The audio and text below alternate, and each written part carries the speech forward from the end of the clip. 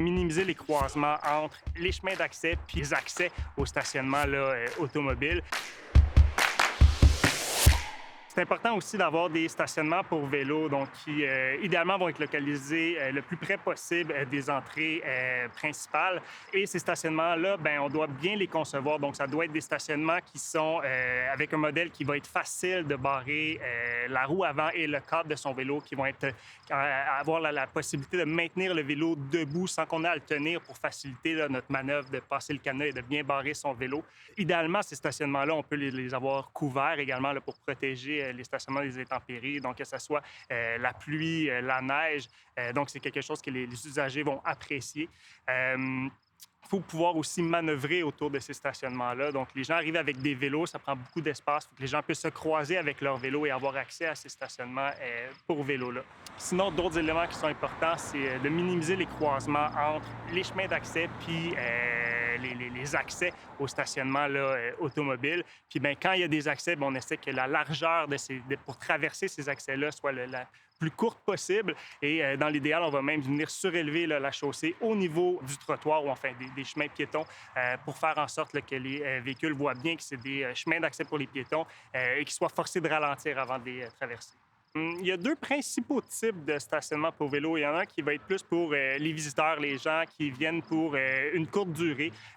Donc, les gens veulent un stationnement qui est sécuritaire, mais ne veulent pas non plus perdre trop de temps à aller barrer leur vélo. Des fois, ils ne vont pas bien connaître le bâtiment non plus. Donc, le stationnement pour vélo doit être le plus visible possible de la rue pour que les gens puissent se diriger directement à cet endroit-là, barrer leur vélo rapidement, assez en sécurité pour la durée du moment où ils vont rester sur place, mais vont rapidement reprendre leur vélo et repartir.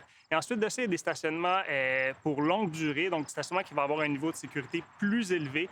Donc, ça va plus être les employés ou encore des résidents quand c'est des bâtiments résidentiels, où là, on veut avoir un stationnement qui va être intérieur, qui va être à accès limité. Donc, seulement les gens qui ont à passer beaucoup de temps dans ces bâtiments-là vont pouvoir y accéder. Et donc, le niveau de sécurité va être beaucoup plus élevé, beaucoup plus intéressant pour ces usagers-là. Ces stationnements-là, même s'ils sont un peu plus loin de la rue, c'est quand même une très bonne idée de les signaliser, donc indiquer aux gens comment se rendre à ces stationnements-là.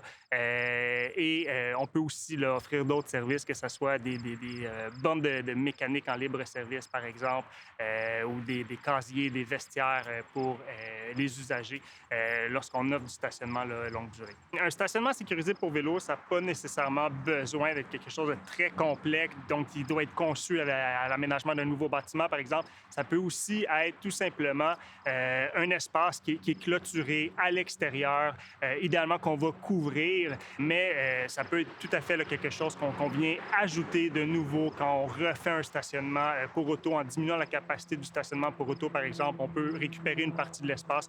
Parmi les raisons là, de venir installer des douches, des casiers, par exemple, pour vraiment là, faciliter les déplacements à vélo des employés, bien, c'est sûr que ceux qui ont des longues distances à faire, donc vont arriver, vont avoir probablement eu plus chaud durant leur trajet ou les journées d'été lorsqu'il fait plus chaud puis que les gens arrivent en sueur, mais ça va permettre aux gens de venir prendre leur douche, de se sentir à l'aise, confortable pour travailler.